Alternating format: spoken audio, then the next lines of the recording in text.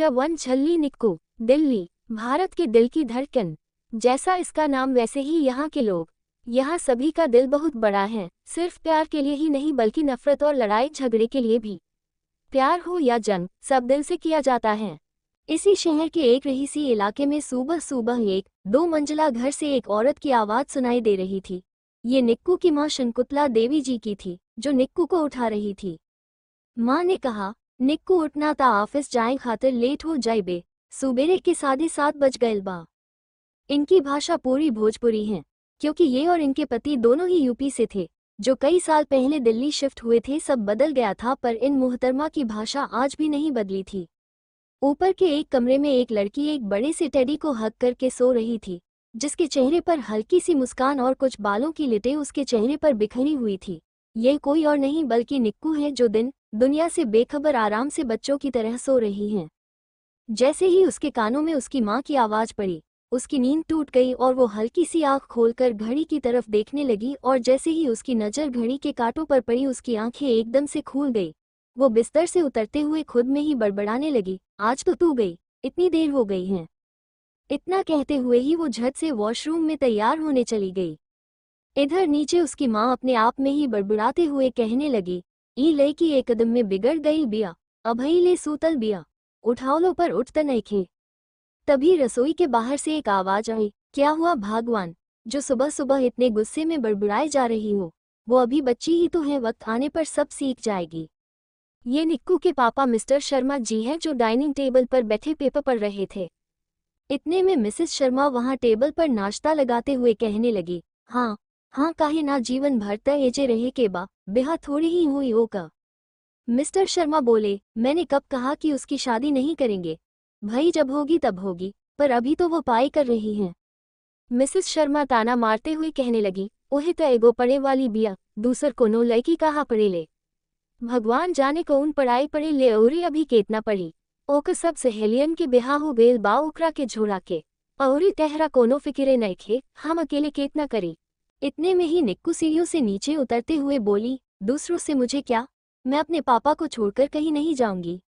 निक्कू ने पिकर कुर्ती के साथ नीली जीन्स पहन रखी है, उस पर से अपने बालों का जुड़ा बनाया हुआ है, साथ ही उसका चश्मा उसे एक क्यूट लुक दे रहा था। उसने टेबल के पास आकर एक पराठा रोल करते हुए अपनी माँ से कहा, वैसे भी माँ कोई मुझे झेल सके ऐसा इंसान इस दुनिया में नहीं है। ठीक है, अब मैं जा रही हूँ, मुझे देर हो रही है, बाय। इतना कहकर वो वहां से भाग गई, जिसे सुन मिस्टर शर्मा भी हंस पड़े और वहीं उनके सामने खड़ी मिसेस शर्मा झूंझल उठी। निक्कू का ऑफिस। निक्कू जैसे तैसे भागते हुए आखिर सही वक्त पर अपने ऑफिस पहुंच ही जाती हैं। ऑफिस के अंदर निक्कू अपने सभी कलीग्स को गुड मॉर्निंग विश करते हुए अपनी चेयर के पास जा रही थी कि तभी वो टेबल से टकराकर नीचे गिर गई। सब उसे देख हंसने लगे। निक्कू जल्दी से जमीन से उठते हुए खुद को ही डांटते कहने लगी, तू भी ना क्या क्या करती है, एक काम तुझसे ठीक से नहीं होता, खुद का मजाक बनाने का कोई मौका नहीं छोड़ती। ये कहते हुए वो अपने आप को एक टपली मारती है और आकर वो अपने चेयर पर बैठ जाती है। जैसे ही उसकी नज़र सामने बैठी टीना पर गई तो वो मन में सोचने लगी, सुबह सुबह इसे क्या हुआ, इतना मुंह क्यों सड़ा रखा है। निक्कू और टीना काफ़ी अच्छे दोस्त थे। इनकी मुलाकात यही ऑफिस में हुई थी और तब से वो हमेशा साथ ही रहते थे। निक्कू ने उससे प्यार से पूछा, ओए क्या हुआ जो सुबह सुबह ही मुंह सड़ा रखा है, कहीं किसी लड़की ने तेरे रोहित को तो नहीं उड़ा लिया? रोहित टीना का बॉयफ्रेंड है। टीना ने कोई जवाब नहीं दिया, जिसे देख निक्कू हंसने लगी और फिर से पूछा, क्या हुआ तुझे? टीना ने निक्कू की बात को नज़रअंदाज करते हुए अपना चेहरा फेर लिया। निक्कू फिर उसके सामने आकर अपने मजाकिया अंदाज में बोली, अगर खता है हमारी तो सजा दीजिए, बस एक बार हुजूर थोड़ा मुस्कुरा दीजिए। इतना कहते ही निक्कू ने उसे आंख मार दी। ये देखकर टीना ने भी बेरुखी से कहा, मैं कौन होती हूँ तुझे सजा देने वाली, तू जा अपना काम कर। और एक बार फिर वो अपना मुंह बना लेती हैं, जिसे देख निक्कू थोड़ा कंफ्यूज होते हुए उससे दोबारा पूछती हैं, अरे बाबा क्या हुआ है, कुछ बोल भी अब, क्यों इतने गुस्से में है? टीना ने अपनी चुप्पी तोड़ते हुए कहा, जैसे तू मुझे सब बताती है, खुद बिना बताए जा रही है, मुझे छोड़कर, और ऊपर से बड़ी ही भोली बन रही है। हो। निक्कू ने भी आगे कहा, मैं कहीं जा रही हूँ, वो भी तुझे छोड़कर, और मुझे ही नहीं पता, मतलब कमाल है। टीना ने भी उखड़ते हुए कहा, हाँ तू जा रही है, वो भी कल शाम को ही। ये सुनते ही निक्कू की जोरदार हंसी छूट गई और उसे समझाते हुए कहने लगी, तू तो ऐसे कह रही है जैसे मैं हमेशा के लिए जा रही हूँ। मैं सिर्फ 2 हफ्तों के लिए जा रही हूँ क्योंकि मेरे कजन की शादी है, मेरी नहीं समझी, बुद्धू। टीना बच्चों की तरह अपना मुंह बनाकर कहने लगी, पर तू जा तो रही है, मैं किसके साथ टाइम स्पेंड करूंगी। निक्कू ने उसे थोड़ा प्यार जताते हुए कहा, ओ मेरा प्यारा बच्चा, मैं जल्दी आ जाऊंगी, वैसे भी रोहित तो है ना तेरे साथ टाइम स्पेंड करने के लिए। टीना ने निक्कू की बात सुनकर कहा, हाँ बिल्कुल, क्यों नहीं, क्या हुआ जो तू नहीं है तो बस थोड़े दिन की बात है, पर तू वादा कर कि तू जल्दी आ जाएगी। निक्कू ने आगे कहा, वादा बाबा, मैं जल्दी आने की कोशिश करूंगी, अब काम कर ले वरना बॉस कच्चा चबा जाएंगे। फिर कुछ सोचकर निक्कू उससे बोली, बात रही मिस करने की तो ये मोबाइल किस लिए है, जब मर्जी कॉल कर लियो। टीना ने भी चहकते हुए जवाब दिया, ओह हाँ यार, मैं तो भूल ही गई थी, मैं तुझे रोज कॉल करके परेशान करूंगी। निक्कू ने कहा, ओके बाबा, कर लियो। अब ठीक, फिर दोनों अपने अपने काम में लग गए। उनका पूरा दिन काम करते हुए बीत गया। ऑफिस का टाइम ओवर हो गया और सब अपने घर के लिए जाने लगे। निक्कू और टीना भी सबको बाय बोलकर जा रहे थे। तभी पीछे से किसी ने निक्कू को आवाज लगाई। जब दोनों पीछे मुड़े तो सामने गौरव खड़ा था। लंबा गोरा चिट्टा एकदम जेंटलमैन टाइप लड़का है जो इनके साथ ही इसी ऑफिस में काम करता है और ऑफिस की कई लड़कियां इन जनाब पर दिलहारे बैठी है। गौरव हिचकिचाते हुए निक्कू से कहने लगा, निक्कू मुझे कुछ बात करनी है तुमसे। निक्कू ने जवाब दिया, हम जल्दी बोलो, मुझे देर हो रही है। गौरव को कुछ समझ नहीं आ रहा था इसलिए उसने निक्कू से कहा, कॉफी। निक्कू ने झल्ला कर कहा, तुम्हें कॉफी पीनी है या बात करनी है, सोच लो, मेरे पास ज्यादा टाइम नहीं है, समझे। गौरव कुछ सोचते हुए, वो मैं वो तुम, मतलब मैं तुमसे, वो ये, तुम गलत मत समझना। निक्कू गुस्से में घूरते हुए, पहले तुम बोलो बाकी मैं देख लूंगी। गौरव को कुछ न बोलते देख टीना ने भी कहा, यार जल्दी बोलना, देर हो रही है। उन्हें इस तरह बातें करते हुए देख आसपास ऑफिस के कुछ लोग खड़े होकर देखने लगे। कुछ लोग तो आपस में ही कानाफूसी करने लगे। उन्हें ऐसे भीड़ लगाता देख निक्कू झल्ला कर बोली, तुम्हें कुछ बोलना भी है या मेरा टाइम वेस्ट करने के लिए रोक रखा है। गौरव एक बार फिर से बोलने की कोशिश करता है, वो तुम ऑफिस, मैंने देखा, वो तुम में अच्छा आंखें हम साथ। निक्कू दोनों हाथों को फोल्ड करते हुए कहा, मुझे लगता था कि मैं पूरी दुनिया में एक पागल हूँ, पर तुम तो मुझसे से भी बड़े पागल हो। गौरव ने कहा, वो तुम मुझे इतना सीरियस लुक मत दो यार, डर लगता है तुमसे। मेरी छोड़ो, अपनी बात बोलो, अगर नहीं बोलना तो मैं चलती हूँ। गौरव ने कहा, नहीं ऐसी कोई बात नहीं है, बस 2 मिनट, मैं दोबारा ट्राई करता हूँ। हम करो ट्राई। गौरव अपनी पूरी हिम्मत जुटाते हुए एकदम से वो एक सांस में बोल पड़ा, वो मैंने जब से तुम्हें देखा है तब से मैं एक ही बात बोलना चाहता था कि मैं तुम्हें बहुत ज़्यादा पसंद करता हूँ और तुमसे शादी करना चाहता हूँ। ये सुनते ही निक्कू और टीना की आंखें बड़ी हो गई। वो दोनों एक दूसरे को हैरानी से देखने लगे। आसपास के लोगों के तो मुंह खुले के खुले रह गए। वो तो बस अब निक्कू के रिएक्शन का वेट करने लगे। क्या जवाब होगा निक्कू का? क्या वो गौरव को हाँ बोलेगी या उसे मना कर देगी? और निक्कू कहाँ जा रही है 2 हफ्तों के लिए? क्या लिखा है निक्कू की किस्मत में? जानने के लिए पढ़ते रहिए मेरी इस कहानी हुकुमरानी सा। चटूक शादी का भूत। गौरव की बातें सुन टीना का तो मुंह खुला का खुला रह गया, वहीं निक्कू का तो पारा ही चढ़ गया। निक्कू उसे गुस्से से घूरने लगी, वही गौरव के तो पसीने ही छूटने लगे। ऑफिस में सबको ये बात अच्छे से पता है कि निक्कू को ये सारी बातें बिल्कुल भी नहीं पसंद, इसीलिए कोई भी निक्कू के ज़्यादा क्लोज नहीं जाते थे। पर आज तो गौरव ने हिम्मत करके अपने दिल की बात बोल ही दी, जो वो इतने दिनों से बोलना चाह रहा था। निक्कू की तरफ से कोई जवाब ना आते देख गौरव हिम्मत कर एक बार फिर बोल पड़ा, तुम्हारा जवाब। निक्कू ने गुस्से में पूछा, मेरा नाम क्या है? गौरव ने डरते हुए कहा, निक्कू। पर वो, निक्कू ने चिढ़ते हुए तेज आवाज में एक बार फिर पूछा, मेरा पूरा नाम? गौरव डरते हुए जवाब दिया, निकिता कुमारी शर्मा। निक्कू ने तेज आवाज में एक बार फिर से पूछा, और मुझे क्या नहीं पसंद? गौरव डरते हुए जवाब दिया, तुम्हें रिलेशनशिप और शादी की बातें नहीं पसंद। पर निक्कू गुस्से में उसका कॉलर पकड़ते हुए कहा, जब पूरा ऑफिस जानता है तो साला तू कौन सी खेत की मूली है जो मुझे प्रपोज करने आ गया? गौरव को लगभग झकझोरते हुए आगे कहने लगी, साला तुम जैसों की वजह से ही लड़कियां सेफ फील नहीं करती। लड़की देखी नहीं कि लाड़ टपकाने लगते हो, तुम जैसों को तो फांसी पर लटका देना चाहिए। गौरव डरते हुए कहा, पर मैं तो बस तुमसे शादी के लिए पूछ रहा हूँ, और तुम ऐसे बोल रही हो जैसे मैं तुम्हें झेल रहा हूँ। निक्कू ने उसे वैसे ही कॉलर से पकड़े हुए गुस्से से कहा, साला, मैं यहाँ दिन रात पढ़ाई में लगा रही हूँ कि कलेक्टर बनूं, और तू यहाँ मुझे यानी निकिता कुमारी शर्मा को घरवाली बनाने के बारे में सोच रहा है। गौरव ने उसे समझाते हुए कहा, वो तो तुम शादी के बाद भी कर सकती हो, बहुत सी लड़कियां शादी के बाद भी तो अपना सपना पूरा करती हैं। यू डॉग, तुम जैसों के लिए अपने पापा को छोड़कर आऊंगी, सोच भी कैसे लिया।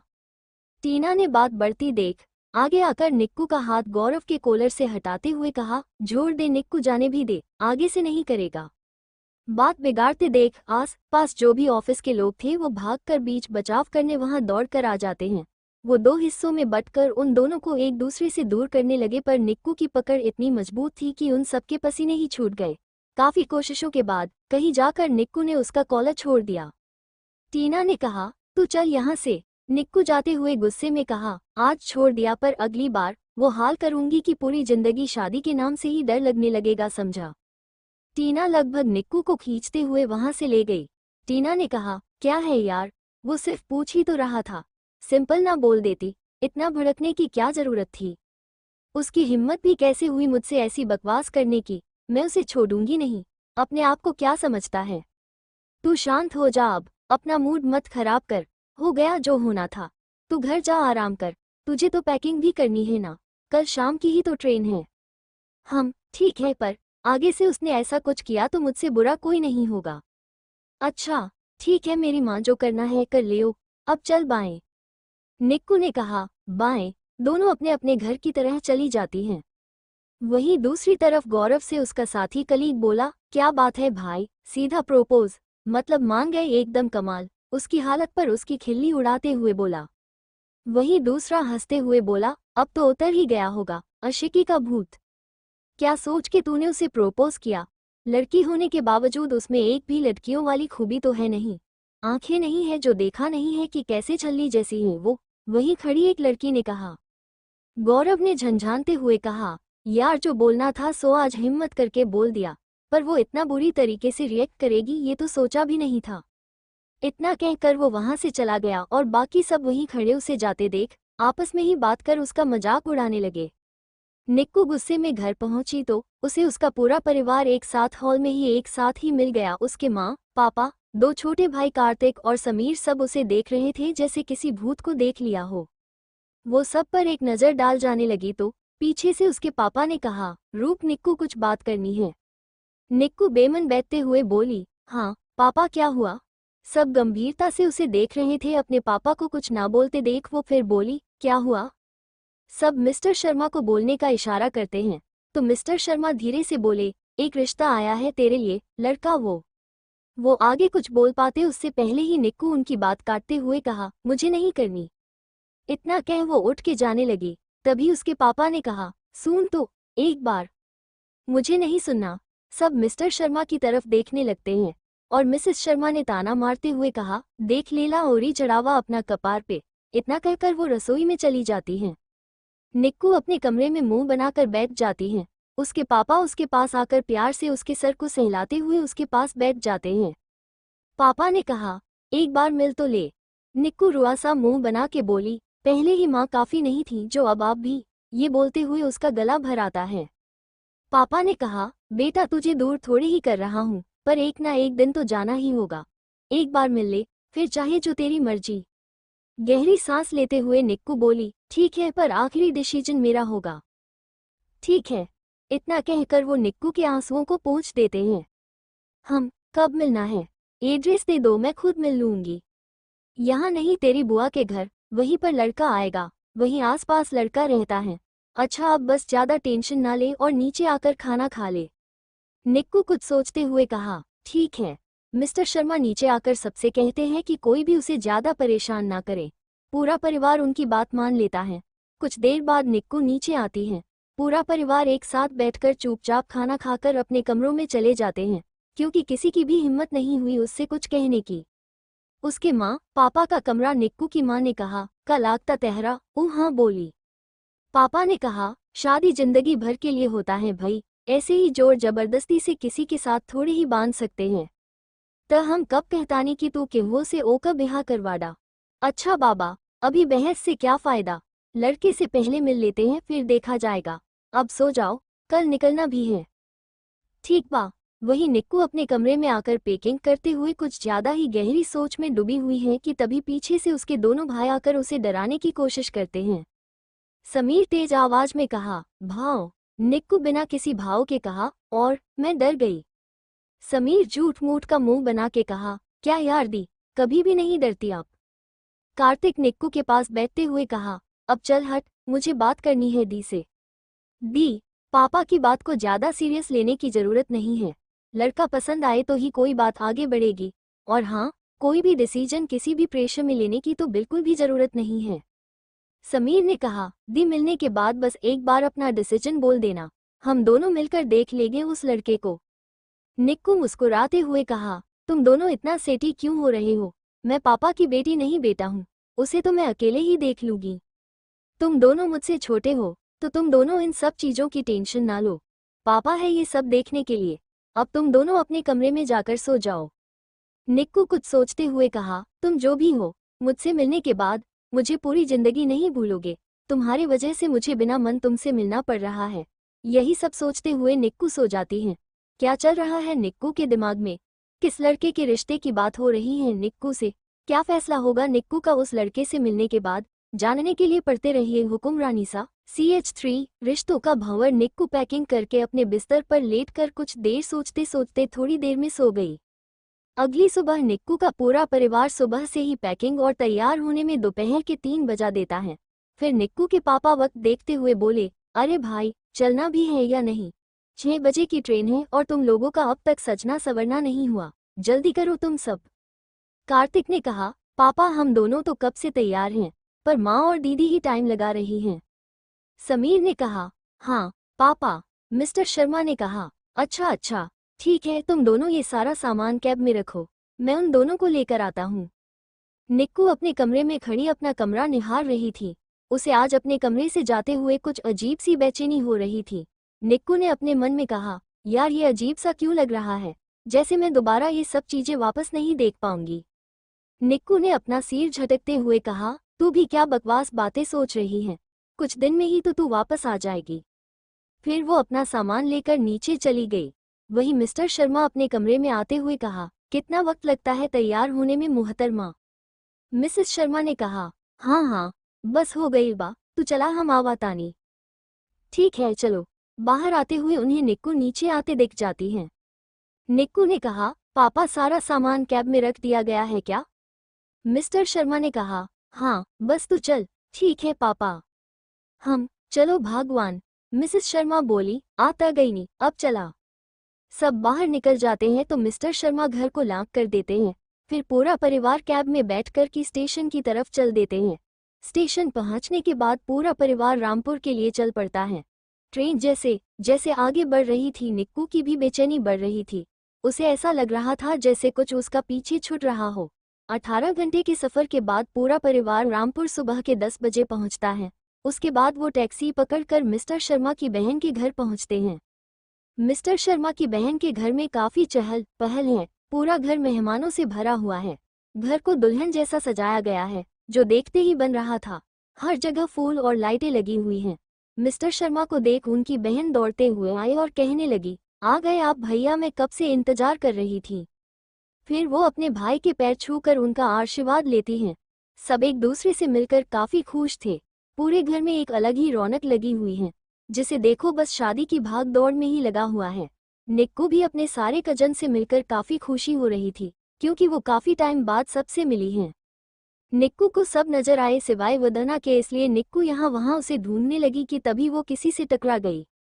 निक्कू द से कराहते हुए कहा, दिखाई नहीं दे रहा क्या? मुझे तो दिख रहा है, पर शायद तुझे नहीं दिख रहा है। ये सुनते ही उसके चेहरे पर एक बड़ी सी स्माइल आ गई और वो चहकते हुए बोली, शीतल दी, आप? हाँ, मैं बुद्धू और कौन। दोनों बहनें एक दूसरे को एक टाइट हग करती हैं। शीतल वदना की बड़ी बहन है। जहाँ निक्कू की दोनों बहनों से बनती हैं, वहीं उन दोनों की आपस में ही नहीं बनती। शीतल उससे अलग होते हुए कहा, वैसे तू इधर उधर क्या ढूंढ रही है? निक्कू मुंह बनाते हुए कहा, मैं तो बस वधू को ढूंढ रही थी। शीतल बिना भाव के बोली, ओ, तो तू उसे ढूंढ रही है? मेरी शादी में तो तू आई नहीं, पर अब जब आई है तो उसके लिए जा, वो आखिरी वाले कमरे में है। इतना बोलकर वो चली गई। इधर निक्कू बस उन्हें जाते हुए देखती रही। फिर कुछ सोचकर वो वधू के कमरे की ओर मुड़ गई। निक्कू ने कमरे में आते हुए कहा, ओ मेरा सुपरहीरो, शादी के लिए कैसे तैयार हो गई? किस लड़के में इतना दम है जो तुझसे शादी कर रहा है? वधू कमरे में बैठी हुई थी। उसने पीले रंग की साड़ी पहनी हुई है और बालों का जोड़ा बनाया है। वधू ने चौंकते हुए कहा, तू कब आए? मुझे किसी ने बताया भी नहीं। फिर दोनों बहनें एक दूसरे के गले लग जाती हैं। निक्कू ने शरारती अंदाज में कहा, कभी लगती है दादी अम्मा, तो कभी डांटती जैसे हो मेरी मम्मा, कभी गुस्सा हो रूठ जाती, तो कभी प्यारा से पास बुलाती, कभी टप टप आंसू बहाती, तो कभी मन मन मुस्काती। दिल की बड़ी ही नेक है। सच कहूँ तो मेरी बहना लाखों में एक है। वाह वाह, क्या बात है मेरी शायर बहना, शहर में रहकर ये पढ़ा है आपने? अरे यार वधू, मैं तो पैदा ही शायराना मिजाज लेकर हुई थी। अच्छा मेरी छोड़, तू अपनी बोल, शादी इतनी जल्दी क्यों? और लड़का कौन है? तूने लड़के से बात की? लड़के का बिहेवियर कैसा है? उसका नाम क्या है? कहाँ रहता है? क्या काम करता है? दिखाने में कैसा है? काला है कि गो? उसे ऐसे सवाल करता देख वधू ने उसके मुंह पर हाथ रखते हुए कहा, बस बस मेरी सुपरफास्ट एक्सप्रेस शांत, सांस तो ले ले। फर्स्ट इन है, देन एक्सहेल। ओके। निक्कू वैसे ही करते हुए कुछ देर रुक कर बोली, अब बोल ना जीजू के बारे में, यार बोल भी दे। वधू ने गंभीरता से कहा, मुझे नहीं पता। निक्कू ने कंफ्यूजन में कहा, क्या? तेरा मतलब क्या है? वधू ने कहा, मतलब यही कि मुझे नहीं पता। वेट, कुछ भी नहीं? एटलीस्ट नाम तो पता ही होगा। नहीं पता है मुझे। ये सुनते ही मानो निक्कू को तो जैसे कोई 1000 वोल्ट का झटका ही लग गया हो। कुछ देर यूं ही भूत बन के खड़े रहने के बाद वो एक सीरियस लहजे में बोली, तू ऐसे इंसान से शादी कर रही है जिसका तू नाम तक नहीं जानती? तू ऐसे किसी इंसान से शादी कैसे कर सकती है?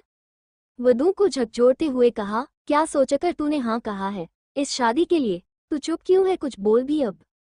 वधू ने झल्लाते हुए कहा, तो क्या करूं, तू ही बता। हम 4 बहनें हैं और पापा की कंडीशन तो तू जानती ही है। मैं तेरी तरह अपने घर की इकलौती लाडली नहीं हूं कि कोई मुझसे मेरी मर्जी पूछे। सब खत्म हो गया। ये कहते हुए वधू का गला भर आया और उसके आंखों से आंसू छलक पड़ा। उसकी ऐसी हालत देख निक्कू की आंखों भी नम हो गई। वो उसे संभालते हुए बोली, वधू शांत हो जा तू, संभाल खुद को वरना ऐसे कैसे चलेगा। निक्कू उसे गले से लगा लेती हैं। कुछ देर यूं ही निक्कू के गले लगे हुए ही वधू सूबक सूबक के रोती रही। फिर खुद को संभालते हुए बोली, अच्छा चल ये सब तू छोड़, तू अपनी बता। निक्कू ने गुस्से से कहा, मेरी लाइफ ठीक है, पर तू अपनी लाइफ के साथ क्या कर रही है? जो भी तू बोल रही है वो सब अपनी जगह पर सही है, पर कम से कम एक बार तो उस इंसान से मिल लेना चाहिए जिसके साथ तू अपनी लाइफ जीने जा रही है। वो कैसा है, क्या करता है? वधू ने निक्कू को समझाते हुए कहा, देख मिस्री निक्कू, तू इन सब चीजों में मत पड़। तू यहाँ लड़का देखने आई है ना, तो तू उस पर ध्यान दे और किसी फालतू बात पर नहीं। ये सब मैं देख लूंगी। निक्कू ने कहा, वधू मैं कैसे ना सोचूं? तू बता, अगर कल को वो इंसान बुरा निकला तो कैसे बर्दाश्त कर पाएगी तू? यार ये पूरी लाइफ के लिए कमिटमेंट है। एक गलत डिसीजन पूरी जिंदगी नरक से भी ज्यादा बदतर कर देगा तेरी। वधू ने कहा, देख तू क्यों इन सब में पड़ रही है? तू अपने बारे में सोच, मेरे नहीं। निक्कू ने कहा, पर तू। इतने में वदना निक्कू के मुंह पर उंगली रख देती हैं। बस अब कुछ नहीं। तू वादा कर कि तू किसी से भी कुछ नहीं कहेगी। वादा कर मिस्री। निक्कू ने मुंह बना के कहा, ठीक है, पर तू ये जो भी कर रही है वो ठीक नहीं है। फिर निक्कू मुंह फूला कर खड़ी हो जाती है। निक्कू को ऐसे मुंह बनाए देख मोहाल को कुछ ठीक करने के लिए वधू कुछ सोच कर बोली, जब कभी उलझने आती हैं मेरी बहन यूं ही सुलझा देती हैं। जब टूटने लगती हूँ अंदर में तब दीदी मुझ में जान भर देती हैं। निक्कू ने कहा, मैं तुझसे छोटू हूँ, समझी? बड़ी आई मुझे दीदी बोलने वाली। वधू ने कहा, अच्छा जी, अभी तो दादी अम्मा जैसे बोल रही थी, अब क्या हुआ? निक्कू ने कहा, तू ऐसे क्यों कर रही है? और ये कहते हुए निक्कू वदना के गले लग जाती हैं। दोनों बहनें एक दूसरे को बहुत प्यार से ऐसे ही गले लगाए खड़े हुए थे कि तभी बाहर से शीतल आते हुए बोली, तुम दोनों का भरत मिलाप खत्म हो गया हो तो इसे बाहर लेकर थोड़ी देर में आ जाना, हल्दी की रस्म करनी है। निक्कू प्यार से बोली, शीतल दी, क्यों ना हम दोनों साथ में वधू को लेकर बाहर चले। शीतल ने बिना किसी भाव से कहा, मुझे और भी काम है, तू ले जा इसे। निक्कू ने कहा, पर दी सुनो तो। शीतल निक्कू की बात को अनसुना कर जाने लगती है, जिसे देख निक्कू वधू से कहती है, तू थोड़ी देर यही रुक, और खुद शीतल के पीछे जाने लगती है। निक्कू जब भागते हुए शीतल के पीछे उसके कमरे में गई और शीतल को ऐसे बुरी तरह से रोते हुए देखकर हैरान रह गई। क्यों वदना को उसके होने वाले पति के बारे में कुछ नहीं पता था? शीतल और वदना की आपस में क्यों नहीं बनती थी? वदना इस शादी के लिए क्यों तैयार हुई है? शीतल ऐसे क्यों रो रही है? इन सभी चीजों को क्या असर पड़ने वाला है निक्कू की जिंदगी पर? जब और रिश्तों की भावर -2। निक्कू जब भागते हुए शीतल के पीछे कमरे में आई तब वह उसे रोते देख हैरान रह गई। उसे इस तरह रोते देख वह शीतल के पास दौड़कर नजदीक आते हुए घुटनों के बल बैठ गई और उसे संभालते हुए बोली, दी क्या हुआ है, आप रो क्यों रही हो? दी प्लीज आप चुप हो जाए, कुछ परेशानी है जिसमें मैं आपकी मदद कर सकती हूँ तो आप बताएं मुझे। शीतल सुबकते हुए कहने लगी, क्यों तुझे भी तो उसी का साथ देना है तो तू जा, मुझे मेरे हाल पर छोड़ दे, वैसे भी सब तो उसी की सुनते हैं। निक्कू असमंजस में बोली, दी आप ये क्या बोल रही है? क्या हुआ है, आप कुछ बोलिए भी। कोई झगड़ा हुआ है क्या आप दोनों के बीच में, या कोई बहस हुई है? शीतल गुस्से से कहती है, अगर लड़ाई झगड़ा हुआ होता तो शायद मैं माफ भी कर देती, पर उसने जो किया है वो मैं कभी भी माफ नहीं करूंगी, मरते दम तक नहीं करूंगी। ये जो कुछ भी हो रहा है उसके ही कर्मों का फल है। निक्कू हैरानी से पूछती है, कर्मों का फल मतलब क्या है आपका दी? किस बारे में आप बात कर रही हैं? निक्कू को पकड़ते हुए शीतल जोर जोर से रोने लगी। शीतल वैसे ही रोते हुए बोली, तुझे नहीं पता वो कितनी गिरी हुई है, तुझे तो कुछ भी नहीं पता। उसने मेरा सुख चैन सब छीन लिया, सब कुछ भी नहीं बचा, बस एक जिंदा लाश बनकर रह गई हूँ, जो बस सांस ले रहा है, न कोई भावना न कोई एहसास। इस वक्त शीतल की जो हालत थी वो देखकर तो किसी की भी रूह कांप जाए। कुछ ऐसा ही निक्कू के साथ हो रहा था। इस वक्त निक्कू का दिमाग पूरा सुन्न पड़ चुका था। वो क्या बोले क्या समझाए उसे इस वक्त कुछ भी नहीं समझ आ रहा था।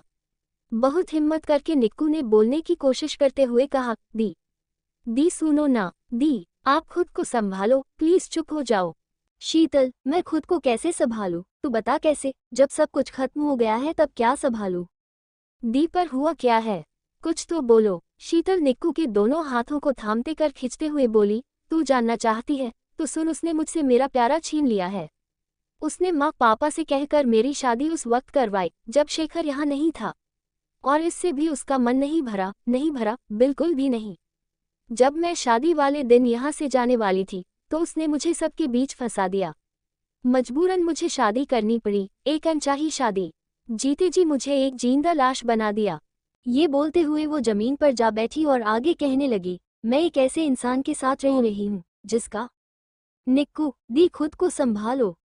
दी वही दूसरी ओर वदना को हल्दी की रस्म के लिए लेकर उसकी दोनों छोटी बहन ले जाने आती हैं। किंजल, दीदी चलो, कब से आपको सब बुला रहे हैं, वैसे ये निक्कू दीदी और शीतल दीदी कहाँ हैं? वदना हड़बड़ाते हुए कहती है, वो उन दोनों को कुछ काम था तो वही करने गए हैं, तो उनकी छोड़, अब चल वरना बड़ी माँ गुस्सा हो जाएगी। किंजल ने कहा, हाँ ठीक है चलो। वदना ने कहा, हम चल। शीतल ने कहा, जिसका छूना तक मुझे पसंद नहीं, उसके आसपास होने से ही मुझे घुटन होती है। सोच तू मैं कैसे जी रही हूँ। शीतल की इन सब बातों को सुनकर निक्कू एकदम निशब्द हो गई। कुछ देर यूं ही कमरे में शांति रही, फिर एकदम से ही शीतल अपने आंसू पोंछते हुए खड़ी हो गई और मुस्कुराते हुए बोली, पर तुझे पता जो उसने मेरे साथ किया, भगवान उसके साथ उससे भी बुरा कर रहे हैं। उसकी शादी हमारी कास्ट से बाहर हो रही है, वो भी एक ऐसे इंसान के साथ जिसे हमसे कोई भी नहीं जानता। उसने मुझसे कहा था कि शशिकांत हमारी कास्ट का नहीं है, हमारी घर की लड़की दूसरे कास्ट में शादी नहीं करती। अब वो क्या करेगी? हाँ, अब सब देखेंगे कि वो कैसे किसी और के घर जाएगी। शीतल ने आगे कहा, तुझे पता है वो लड़का बहुत दूर रहता है यहाँ से, उसके साथ वहाँ जो भी होगा हम में से किसी को कभी पता तक नहीं चलेगा, और मैंने यहाँ तक सुना है कि वो आदमी बहुत खतरनाक है। तू ज्यादा मत सोच, अब चल बाहर, लगता है हल्दी की रस्म शुरू हो गई है। इतना कहकर वो बाहर चली गई। उसके जाने के बाद निक्कू एकदम से ही जमीन पर जा बैठी। उसे समझ ही नहीं आ रहा था कि ये जो अभी उसने सुना और देखा, क्या वो सब सच है। कुछ देर बाद वो खुद को समझाते हुए बोली, नहीं, मुझे इस बारे में पहले वधू से बात कर लेनी चाहिए। क्या पता ये सब्दी का वहम हो, वो वधू को गलत समझ रही हो। वो दोनों एक दूसरे को पसंद नहीं करती, पर इस हद तक नफरत की एक दूसरे की जिंदगी बर्बाद करने की कोशिश करें। No, this will not happen. I have to figure it out. Nikku कमरे से बाहर आ ही रही थी कि तभी उसे उसकी माँ मिल गई। निक्कू ने उन्हें देखकर कहा, माँ, आप यहाँ क्या कर रही हैं? मिसेस शर्मा ने कहा, तय एजा का कराता रे, सब कहूँ बहरी बा अतय एजा। निक्कू, माँ, मैं वो दी से मिलन आई थी बस। वैसे कुछ काम है क्या? ना, तय बहरी चल, हल्दी लगावल जाता। माँ चलो, मैं दी को लेकर आती हूँ। कोनो जरूरत नैखे, किंजल पहल ही लेके चल गयल बिया, अब बस ते चल। ठीक है माँ, निक्कू हल्का सा मुस्कुराकर बोली। निक्कू के मन में इस वक्त जैसे सवालों का तूफान उठ रहा था। वो बस यही सोच रही थी कि कब उसे वधू से अकेले बात करने का मौका मिलेगा। निक्कू जब अपनी माँ के साथ बाहर आंगन में आई तो उसने देखा कि हल्दी की रस्म शुरू हो चुकी है। वधू मंडप में बैठी है, औरतें उसे हल्दी लगा रही हैं। वहीं कुछ औरतें गाना गा रही हैं। सोने के कटोरवा में पिसलक, हल्दी अम्मा लहे लहे, हल्दी लगावे चक्कार अम्मा लहे लहे। आज शुभ दिनवा के, सोनवा लुटावे अम्मा लहे लहे, हल्दी लगावे भौजी, मटकी जे मारे भौजी। आज शुभ दिनवा के, सोनवा लुटावे भौजी, देवर से लेवे ली लहर भौजी लहे लहे। हल्दी लगावे बहिनी, मुस्की जे मारे बहिनी। आज शुभ दिनवा के, सोनवा लुटावे बहिनी, चमकेला सोरहो सिंगार बहिनी लहे लहे। सोने के कटोरवा में पिसला, हल्दी अम्मा लहे लहे, हल्दी लगावे चटकार अम्मा लहे लहे। सभी औरतें वदना को हल्दी लगा रही थी। हल्दी लगने के बाद सबका खाने पीने का कार्यक्रम शुरू हुआ। हर तरफ खुशी बिखरी हुई थी, पर इस बात से अनजान कि किसी के मन में तूफान चल रहा है। निक्कू भी सबके साथ खाना खाने के बाद कमरे में खिड़की के पास खड़ी बाहर खाली आसमान देख रही थी कि तभी पीछे से किसी ने उसे पकड़ लिया। निक्कू ने चौंकते हुए पूछा, कौन है? पहचानो कौन है? प्यारी सी आवाज में एक लड़की बोली, जिसकी आवाज सुन निक्कू के चेहरे पर एक बड़ी सी मुस्कान आ गई। निक्कू ने कहा, ओ तो तू है, छुटकी, मुझे डराने आई है। खुशबू वदना की सबसे छोटी बहन है, उसने मुंह बनाते हुए कहा। क्या दीदी, आप तो डरती ही नहीं। निक्कू चिढ़ाते हुए बोली, जा जा, तुझसे कौन डरेगा। खुशबू मुंह बनाते हुए बोली, जाओ, मैं आपसे बात नहीं करूंगी। निक्कू कान पकड़ते हुए उससे बोली, अच्छा बाबा सॉरी, अगली बार से जरूर डरूंगी। खुशबू ने कहा, जरूरत नहीं है, मैं तो बस ये बोलने आई थी कि कल आपको देखने लड़के वाले आ रहे हैं। आप सुबह तैयार हो जाना, मैं अब जा रही हूँ, आप सो जाओ। निक्कू ने उसे रोकने के लिए कहा, अरे पर सुन तो। खुशबू निक्कू के रोकने से पहले ही कमरे से बाहर चली गई। निक्कू को अचानक याद आया कि इन सब चक्करों में वो अपने रिश्ते वाली बात तो भूल ही गई थी। निक्कू खुद से बोली, कल सुबह मुझे 2 काम करने हैं। पहला उस लड़के से मिलना है और दूसरा वधू से बात करनी है, जो मैं आज नहीं कर पाई। यही सब थोड़ी देर सोचने के बाद वो सो जाती हैं। सिक्कर, राजस्थान। करीब रात के 1 बजे घने अंधेरे में एक सुनसान सड़क के बीचों बीच एक काले रंग की गाड़ी खड़ी था, जिस पर एक लंबा चौड़ा आदमी बड़े ही आराम से गाड़ी की बोनट पर लेटा हुआ था। उसी सड़क पर ठीक दूसरी तरफ से एक ट्रक और उसके साथ कुछ गाड़ियां भी आ रही थी कि तभी उनकी नज़र सामने लेटे हुए आदमी पर पड़ी, जिसे देख वो गाड़ी का हॉर्न बजाने लगे। उनके हॉर्न का जब कोई भी असर नहीं हुआ तब उनमें से एक आदमी उसके ऊपर चिल्लाता हुआ बोला, रे छोरे, तन्ने सुनाई कोनी दे रहा, मन्ने अटके से जाना से, रास्ता छोड़ मारा। आदमी ने कहा, तो जाना भाया मारे से के बोल रहा से, तन्ने जाना से तो तू देख ले, पर मारे बस की कोनी, यो मारे सोने का वक्त से। ओह, इतना कहकर गाड़ी पर सोया आदमी एक आलस से भरी अंगड़ाई लेता है। ये देख सामने के सारे लोग आग बबूला हो जाते हैं। फिर उनमें से वही आदमी बोला, लागे ही तन्ने थारी जिंदगी कोनी प्यारी, तभी तू मारा रास्ता रोक रहा से, मन्ने रोक के तू अपनी मौत ने बुला रहा से। आदमी गुरूर से मुस्कुराते हुए बोला, तो बुला ले, मन्ने भी देखना से कि वाह दिखे किस तरिया है, क्योंकि मारा भी बचपन से बस यो एक ही सपड़ा से कि मैं अपनी मौत ने एक बार देखूं। गुस्से में ट्रक वाला आदमी उस आदमी की तरफ बढ़ता है। उसके पास पहुंचकर वो जैसे ही उस पर बंदूक तानता है वैसे ही वहां एकदम से चारों तरफ लाइट जल जाती है। वो सामने लेटे हुए आदमी को देखकर एकदम से ही चौंक जाता है और उसके मुंह से एकदम से ही निकलता है, ठाकुर सा। वदना का क्या जवाब होगा निक्कू के सवालों का?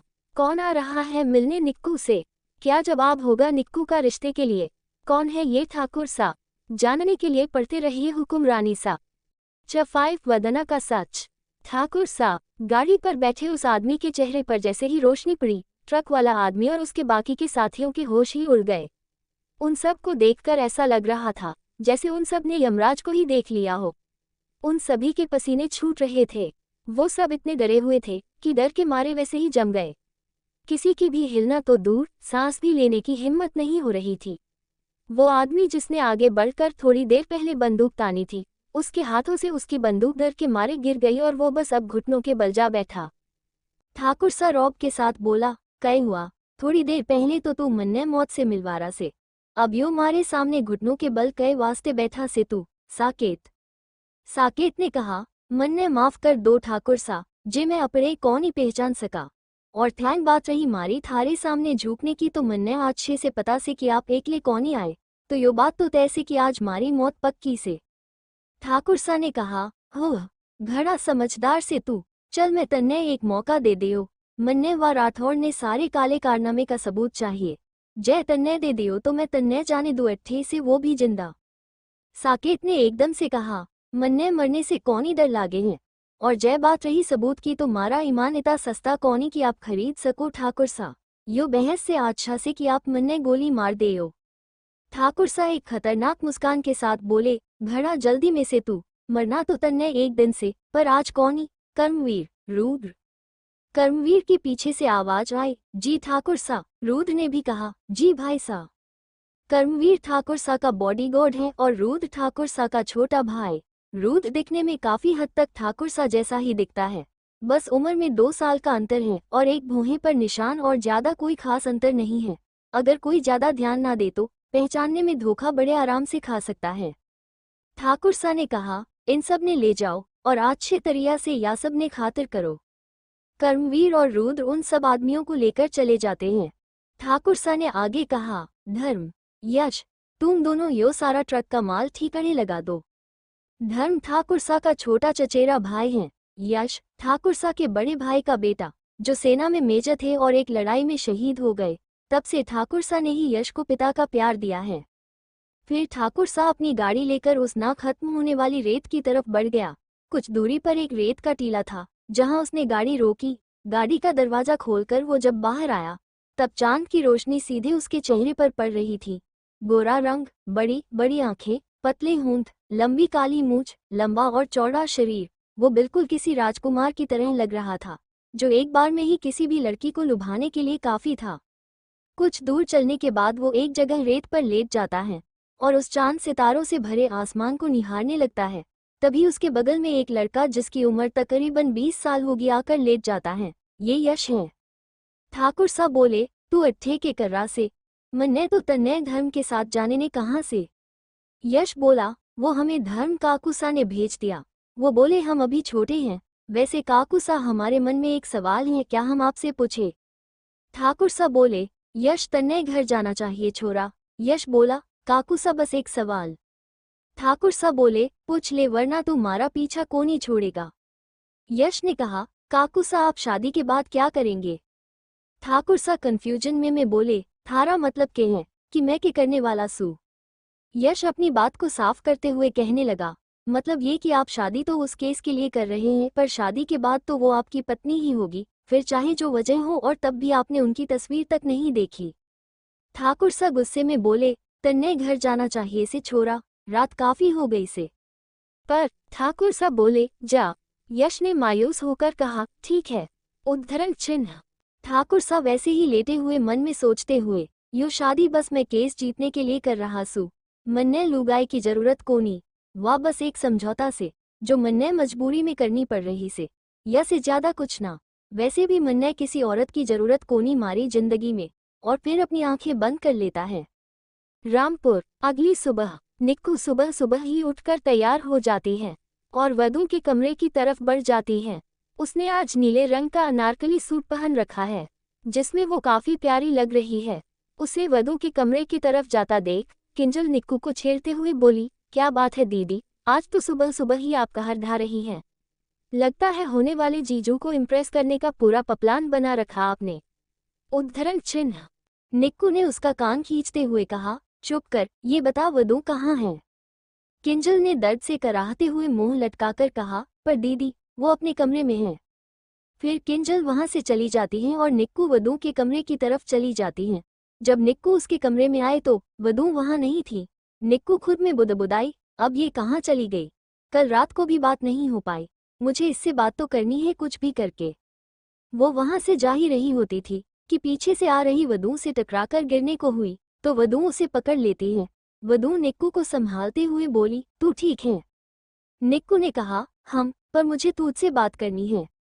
वधू ने कहा, जानती हूँ, इसीलिए मैं कल रात को तेरा इंतजार कर रही थी, पर तू नहीं आई। खैर छोड़, वैसे मैं तुझे बता तो दूंगी, पर क्या तू मेरी बात का भरोसा करेगी।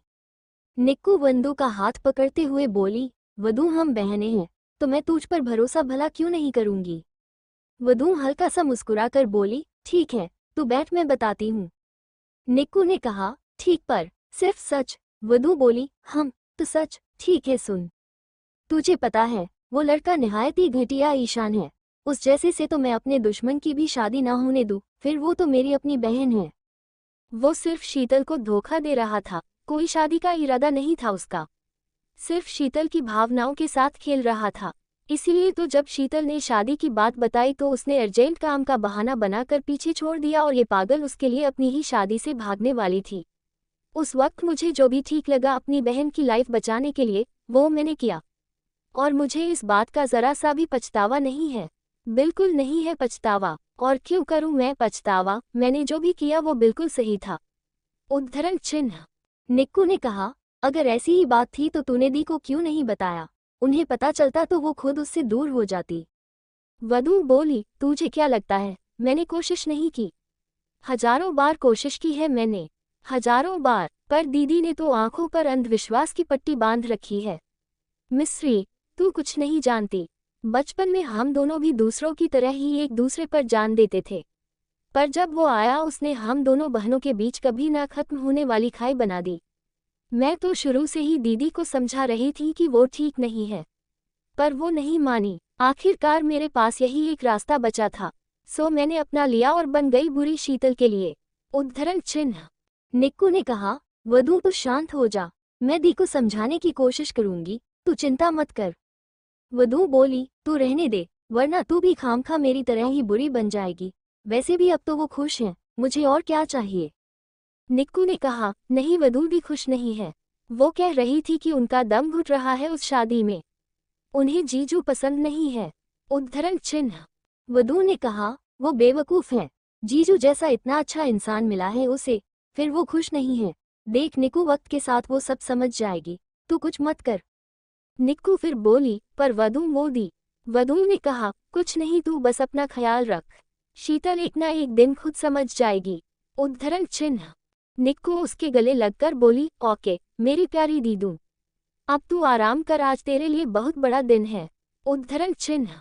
वधू हंसते हुए बोली, हम और तेरे लिए भी, वो लड़का आता ही होगा। उद्धरण चिन्ह।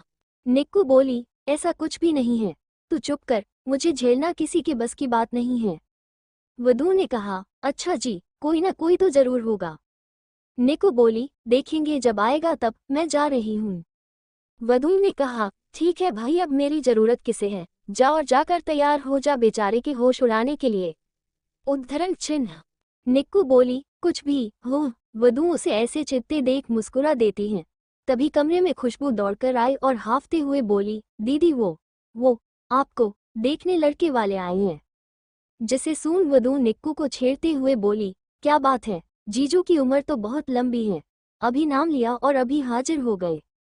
निक्कू ने कहा, कुछ भी मत बोल, मुझे टेंशन हो रही है यार, अब मैं क्या करूं।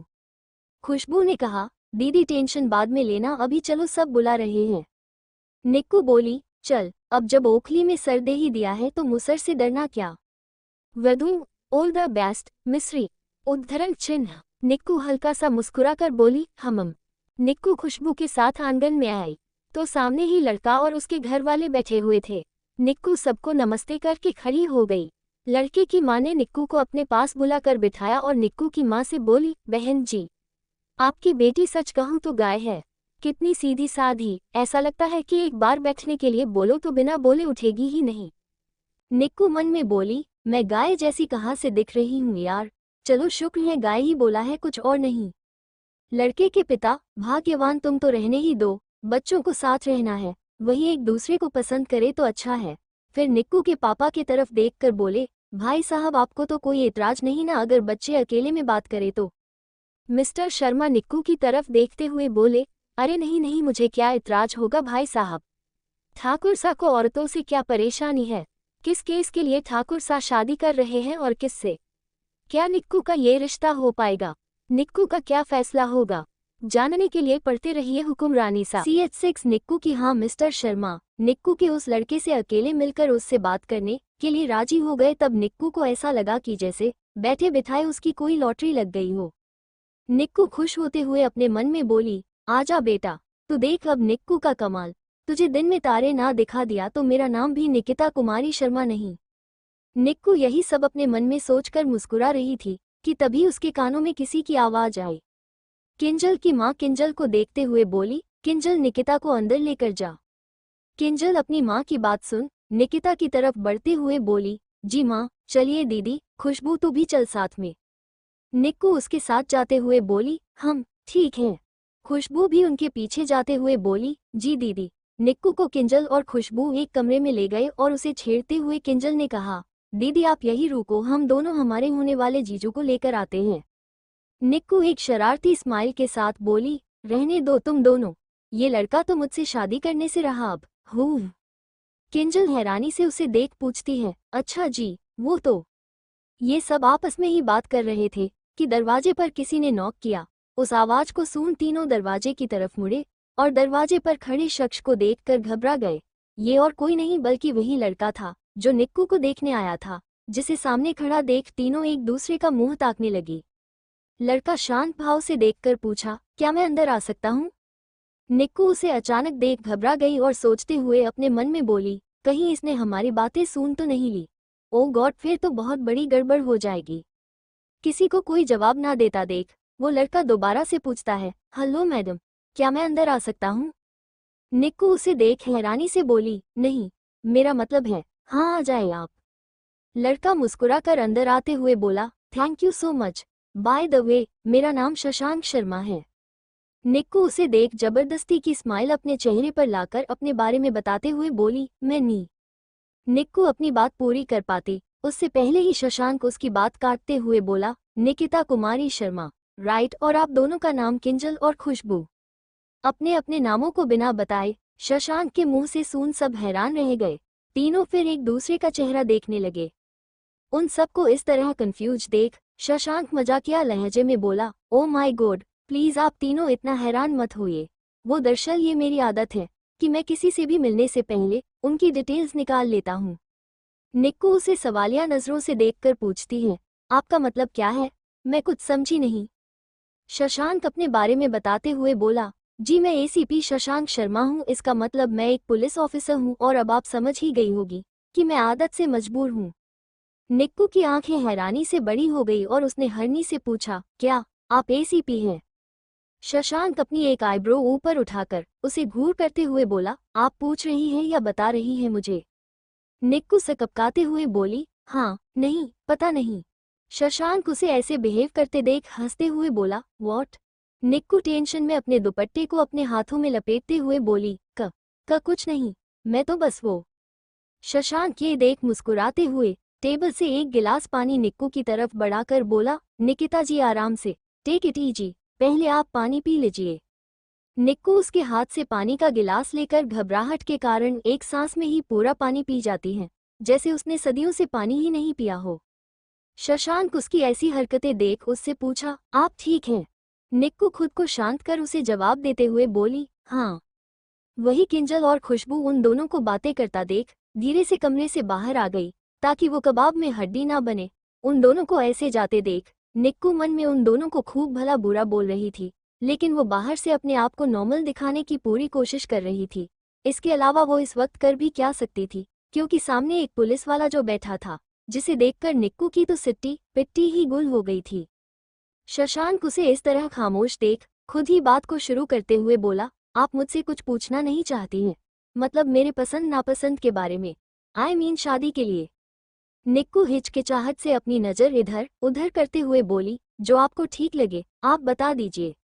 शशांक उसे देख सोचते हुए एक मिस्टीरियस स्माइल के साथ बोला, जो मुझे ठीक लगे मैं वो बता दूं। काफी दिलचस्प है। निक्कू अजीब नजरों से देखकर पूछते हुए बोली, जी आपका मतलब क्या है? शशांक उसे देखते हुए बोला, मैं तो ये सोच कर आया था कि आप सवालों की झड़ी लगा देंगी, पर आप तो कुछ पूछने को ही तैयार नहीं हैं। फिर मैं इसे क्या समझूं? कहीं इसका मतलब ये तो नहीं कि आपने मुझे रिजेक्ट कर दिया है या आपको मुझसे डर लग रहा है? निक्कू हड़बड़ाहट में उसे जवाब देते हुए बोली, ऐसा नहीं है सर, दरअसल बात वो नहीं है, वो मैं। फिर अचानक निक्कू अपनी बात बोलते बोलते रुक जाती हैं। उसे ऐसे रुकते देख शशांक उससे पूछने लगा, आप कुछ कह रही थी? प्लीज आप जो भी कहना चाहती है बेझिझक होकर कहिए। मैं यहाँ आपको जज करने नहीं आया हूँ, मैं सिर्फ आपको जानने चाहता हूँ। शशांक के कहने पर भी उसने आगे कुछ नहीं कहा और अपना सर झुकाए नीचे देखती रही। निक्कू को कुछ ना बोलता देख शशांक ने आगे कंटिन्यू करते हुए बोला, ठीक है आप अभी नहीं बोलना चाहती तो मैं ही शुरू करता हूँ। मुझे कैजुअल से ज़्यादा फॉर्मल तरीके से हर काम को करना पसंद है। मुझे गन शूटिंग बहुत पसंद है, इसलिए मैं एनकाउंटर स्पेशलिस्ट हूँ और ठीक ठाक कुकिंग भी कर लेता हूँ। मेरे ज़्यादा दोस्त नहीं हैं, मैं ज़्यादा घूमना फिरना पसंद नहीं करता और इसके अलावा कुछ खास बताने के लिए नहीं है। निक्कू खड़ी बस एकटक शशांक को ही देखे जा रही थी। शशांक उसे इस तरह खोया हुआ देख उसके सामने अपना हाथ हिलाते हुए बोला, ओह हेलो मैडम, आप कहाँ खो गई? निक्कू खोए हुए ही उसे देखते हुए बोली, आप में? शशांक अपनी आंखें बड़ी कर उसे देखते हुए हैरानी से बोला, क्या? शशांक की आवाज़ सुन निक्कू को अचानक से होश आया कि वो क्या बोल गई। फिर वो अपनी बात को संभालते हुए बोली, मेरा मतलब था कि कुछ नहीं। शशांक उसे देखते हुए बोला, ठीक है, अब आपकी बारी है अपने बारे में बताने की निकिता जी। निक्कू हिचकिचाते हुए उससे बोली, सर मैं। शशांक निक्कू की बात बीच में ही काटते हुए बोला, आप मुझे सर मत बोलिए, मेरा नाम शशांक है और मुझे यही सुनना पसंद है। निक्कू नर्वस होकर उसे देखते हुए एक सांस में बोली, सर मेरा मतलब शशांक जी, मैं IPS ऑफिसर बनना चाहती हूँ अपने पापा के लिए और फ्यूचर में मैं उन्हें फाइनेंशियली सपोर्ट करना चाहती हूँ, इवन शादी के बाद भी। बस इतना ही है मेरे पास बताने के लिए। शशांक खड़ा बहुत गंभीरता से निक्कू का एक एक शब्द सुन रहा था। उसे हैरानी हो रही थी कि निक्कू सिर्फ अपने पापा के बारे में ही बोले जा रही थी। वो उसे सवालिया नजरों से देखने लगा। उसे इस तरह अपनी तरफ घूरता देख निक्कू को अजीब लग रहा था। निक्कू हिचकिचाते हुए उससे बोली, क्या हुआ शशांक जी, आप मुझे ऐसे क्यों घूर रहे हैं? शशांक मुस्कुराते हुए उसे जवाब देते हुए बोला, कुछ खास नहीं, बस मैं ये देख रहा हूँ कि आप अपने पापा से कितना प्यारा करती हैं और आपकी पूरी दुनिया आपके पापा के इर्द गिर्द ही घूमती है। निक्कू मुस्कुराते हुए बोली, sorry but it's true. Shashank एक गहरी सांस लेकर उसे देखते हुए बोला, ओके, तो अब मैं आपको एक बात क्लियर कर देता हूँ कि आप शादी के बाद भी अपनी पढ़ाई और बाकी की सारी चीजें आप बिल्कुल वैसे ही कर सकती हैं जैसा आप करना चाहती हैं। और हाँ, मेरी तरफ से इस रिश्ते के लिए हाँ है, फिर चाहे आप मुझे दिन में तारे ही क्यों ना दिखा दे। शशांक मुस्कुराते हुए निक्कू को अपनी बातों से हैरान करके चला जाता है और निक्कू बस अपना दिल संभालते हुए उसी कमरे में बैठी रह गई। निक्कू अपने आप में सोचते हुए खुद से बोली, ओ गॉड, इन्होंने तो मेरी सारी बातें सुन ली थी, पर फिर भी मुझे गलत समझने के बजाय इन्होंने मेरी फीलिंग्स को समझा। ये सच में बहुत अच्छे इंसान हैं। निक्कू शर्माते हुए बोली, ओ गॉड निक्कू, तू तो शशांक जी को अभी से लाइक करने लगी। ओह सिट। निक्कू फिर अपने दोनों हाथों से अपना चेहरा शर्माते हुए ढक लेती हैं। शशांक ने बाहर आकर सबको अपना फैसला सुना दिया, जिसे सुन सबके चेहरे पर खुशी आ गई। फिर शशांक के पिता ने मिस्टर शर्मा से मुस्कुराते हुए कहा, भाई साहब, हमारी तरफ से ये रिश्ता पक्का समझिए। अब आप भी अपना जवाब बता दीजिए ताकि हम सब आगे की तैयारी कर सके। निक्कू के पापा उन्हें देखकर संकोच करते हुए बोले, भाई साहब माफ करिएगा, पर मैं कोई भी जवाब देने से पहले अपनी बेटी से बात करना चाहता हूँ। शशांक के पिता उनके पास आकर उनके कंधे पर हाथ रखते हुए बोले, इसमें माफी की क्या बात है, ये तो आपका हक है। आप जाइए और हमारी बिटिया का जवाब पूछ लीजिए, हम सब यही इंतजार कर रहे हैं। निक्कू के पापा उन्हें अपनेपन के भाव से देखते हुए कहने लगे, धन्यवाद भाई साहब। मिस्टर शर्मा कमरे में गए तब निक्कू बेड पर बैठी कुछ कर रही थी। वो उसके पास आकर उसका सर सहलाते हुए उसके पास बैठ गए। निक्कू उन्हें अपने पास बैठते देख सोच में पड़ गई। फिर कुछ देर बाद उनसे पूछते हुए बोली, क्या हुआ पापा, आप यहाँ? मिस्टर शर्मा उसे देख उससे पूछने लगे, बेटा तुझे शशांक कैसा लगा? निक्कू अपने पापा से उल्टा सवाल करते हुए बोली, आपको कैसे लगे? मिस्टर शर्मा उसकी आंखों में देखते हुए बोले, बेटा वो मुझे बहुत पसंद है, उसके जैसा लड़का मिलना मुश्किल है। वो बहुत अच्छा है। मैं तो चाहूंगा कि तू हाँ बोले, पर अगर तुझे पसंद हो तो। निक्कू इमोशनल होते हुए बोली, पापा आपसे अलग कभी कुछ सोचा है क्या मैंने, जो आप ठीक समझे? मिस्टर शर्मा इमोशनल होते हुए उसके सर पर हाथ रख वहां से चले गया। उन्हें जाते देख निक्कू के आंखों में आंसू आ गए। बाहर आकर मिस्टर शर्मा शशांक के पिता को रिश्ते के लिए हाँ बोल देते हैं, जिसे सुन सब खुश हो जाते हैं और फिर मिसेज शर्मा सबका मुंह मीठा करवाती हैं। शशांक के पिता रिश्ता पक्का कर वापस चले जाते हैं। एक बार फिर सब वंदना की शादी की तैयारियों में लग जाते हैं, क्योंकि शाम को लड़के वालों के घर से वंदना के लिए लड़के की लगाई हल्दी आने वाली थी, जिसे वंदना को लगाना था। निक्कू अपने मन के बाकी के सवालों के जवाब ढूंढ रही थी कि तभी उसकी नज़र अपनी बुआ पर पड़ी, जिन्हें देखकर उसके मन में एक सवाल आया कि कम से कम इन्हें तो जरूर पता होगा वंदू के होने वाले पति के बारे में। यही सब सोचते हुए वो उनकी तरफ बढ़ गई। निक्कू उनके पास जाकर मुस्कुराते हुए बोली, बुआ जी मैं आपकी कुछ मदद कर दूं?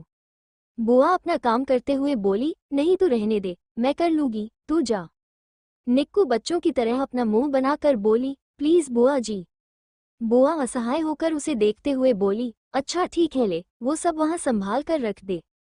निक्कू खुशी से चहकते हुए बोली, ठीक है। निक्कू अपनी बुआ की मदद करते हुए उन्हें देखते हुए बोली, वैसे बुआ जी आपने होने वाले जीजू का नाम क्या बताया था?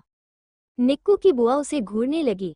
ये देख निक्कू एकदम मासूम सा चेहरा बनाकर उनकी तरफ देखने लगी, जिसे देख उसकी बुआ नॉर्मल होते हुए बोली, रणविजय। निक्कू गंभीरता से सोचते हुए बोली, रणविजय बड़ा ही अच्छा नाम है, वैसे करते क्या है? बुआ बोली, उनका कपड़ों से जुड़ा कोई कारोबार है। निक्कू, ओ, पर वो। निक्कू आगे कुछ बोल पाती, इससे पहले ही उसकी बुआ ने उसकी बात करते हुए कहा, मुझे हजारों काम है, तेरे ये सवाल जवाब बात के लिए बचा ले, समझी, मैं जा रही हूँ। इतना कहकर वो वहां से चली गई। उनके जाने के बाद निक्कू सोचते हुए खुद में ही बोली, रणविजय, क्या ये निक्कू और शशांक के लिए एक नई शुरुआत है, या ये केवल एक सपना है? कौन है ये रणविजय? जानने के लिए पढ़ते रहिए हुक्मरानी सा। CH7 शेखावत सदन सीकर, राजस्थान। दोपहर 12 बजे। एक आलीशान हवेली जो किसी महल से कम नहीं थी। हवेली को फूलों और लाइटों से सजाया जा रहा था। एक जैसे कपड़े पहने हुए सारे नौकर यहाँ से वहाँ भाग रहे थे। पूरी हवेली में जैसे अफरा तफरी का माहौल हो। इस हवेली में जैसे किसी चीज की तैयारी चल रही हो। सब एकदम व्यस्त थे, शायद किसी को यहाँ सांस लेने की भी फुर्सत नहीं थी। हवेली के अंदर आते हुए एक अधेड़ उम्र की औरत, जिसने पुराने जमाने वाली राजस्थानी लिबास पहन रखा था, जिसके चेहरे पर गुस्सा साफ नजर आ रहा था, वो औरत अंदर आते हुए चिल्लाते हुए बोली, या घर में किसी ने भी मारी फिक्र कोनी, मैं तो जय घर के लाने पर आई सू। ये रणविजय की बुआ माँ सा हैं। इन्होंने ही रणविजय की परवरिश की थी और ये इतनी गुस्से में इसलिए हैं क्योंकि इन्हें किसी ने भी रणविजय की शादी के बारे में नहीं बताया था। बुआ सा आंगन में आकर बैठ जाती हैं, जिसे देख सब लोग अपनी अपनी जगह पर जम जाते हैं। उन्हीं में से एक नौकर धीमे से दूसरे नौकर से बोला, जय लो, अब जय घर की शांति तो गियो चूल्हे में, भाया याने अट्ठे किसने बुला लियो? तभी दूसरा नौकर बोला, भाया रहे वट्ठे से पर, या के कान और आंखें दोनों अट्ठे ही रहे वैसे। ऊपर की तरफ से कुछ औरतें नीचे आ रही थी। जब उन औरतों ने सबको इस तरह चुपचाप खड़े देखा, तो उनमें से एक औरत, जिसकी उम्र लगभग 40 साल होगी, दिखने में बेहद खूबसूरत, गहनों से लदी थी, ये रणविजय की ताई सा पल्लवी थी और साथ ही सीकर की हुक्मरानी सा भी। वो उन सब की तरफ देखकर असमंजस में पूछते हुए बोली, आप सब ऐसे क्यों खड़े हैं? इतनी सारी तैयारियां करनी है, हमारे बेटे की, हमारे चहीते रणविजय की शादी है, और आप लोग। जब बोलते बोलते उनकी नजर आंगन में बैठी उस औरत पर गई, तो वो सारा माजरा समझ गई। आसपास जो और भी दूसरी औरतें थीं, उनके तो पसीने ही छूट गए। इन औरतों में रणविजय की माँ सा, काकी सा, 2 भाभी सा, 2 बहनें और एक भतीजे की पत्नी थी।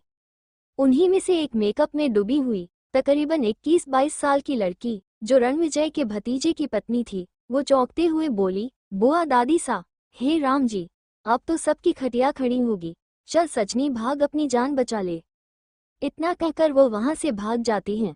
ऊपर से हुकुम रानी सा नीचे उतरते हुए एक प्यारी सी मुस्कान लिए बोली, अरे जी आप कब आई, हमें किसी ने बताया भी नहीं। वो नीचे आकर अब बुआ सा का हाथ पकड़ते हुए बोली, चलिए जी आप अंदर चलिए, आप ऐसे आंगन में क्यों बैठी हैं।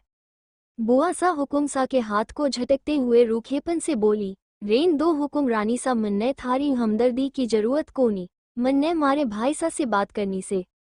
हुकुम रानी सा मायूस होकर उन्हें देखते हुए बोली, ये क्या जीजी आप हमें ऐसे क्यों बोल रही हैं, आप हमें हमारे नाम से बुलाती हैं ना, तो फिर आप ऐसे। हुकुम रानी सा की बात बुआ सा बीच में ही काटते हुए गुस्से में बोली, रहन दे, अगर तन्ने मारी इतनी ही फिक्र होती तो मन्ने मारे ही छोरे की शादी की बात दूसरों से कोनी पता चलती।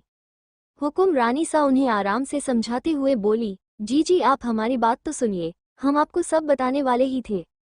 बुआ सा गुस्से में खड़े होकर अड़ते हुए बोली, पर कब पल्लवी, जब मारे छोरे का ब्याह हो जावेगा तब तू मन्ने बताने वाली थी। मन्ने रणविजय ने अपने टाबरों तय ज्यादा प्यारा किया से, और तू मन्ने का समझाएगी। हुकुम रानी सा शांति से समझाते हुए बोली, हम आपको ये समझाएंगे कि जो रणविजय अब तक शादी के नाम से ही नफरत कर रहा था वो अब शादी के लिए मान गया है। हम आपको ये भी समझाएंगे कि अब रणविजय अपने अतीत को पीछे छोड़ने के लिए तैयार हो गया है। हम आपको ये भी जरूर समझाएंगे कि जिस दिल का दरवाजा उसने सालों तक बंद कर रखा था उसे अब वो खोलने की कम से कम कोशिश तो कर रहा है।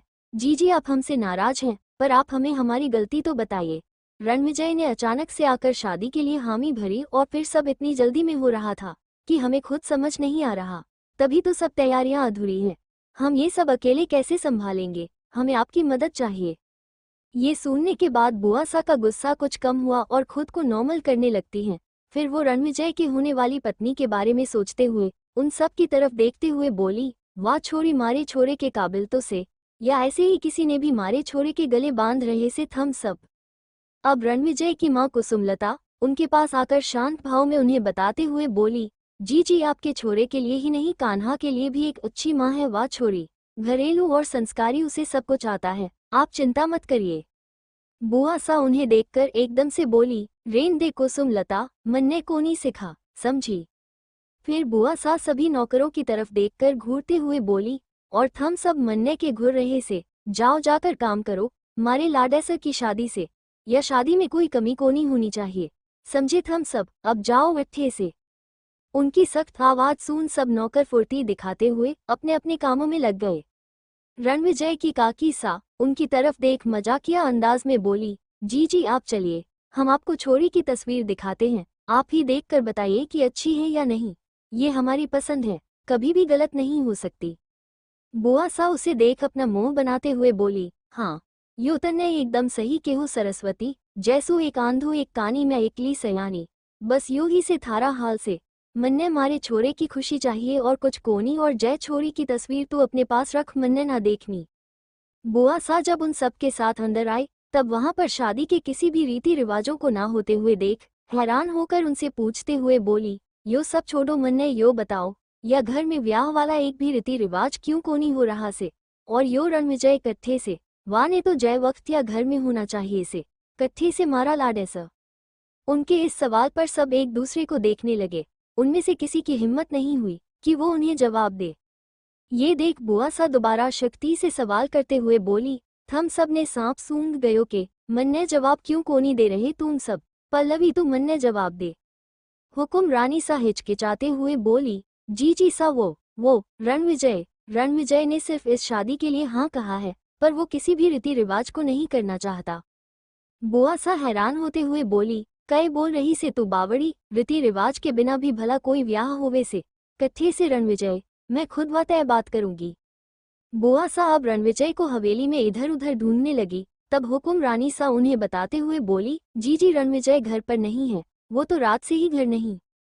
इतना सुनकर ही बुआ सा उनकी बात काटकर अपने सर पर हाथ रखकर परेशान होते हुए बोली, कई बोली तू, रणविजय कल रात से ही घर को नहीं आया, हम सब ने कोई जिम्मेदारी से की ना, छोरे का कल ब्याह से और वाह घर पर कोनी, अरे माड़ी रे, या घर की लुगाइयों ने या घर ने मट्टी प्लीत करने की सोच राखी से।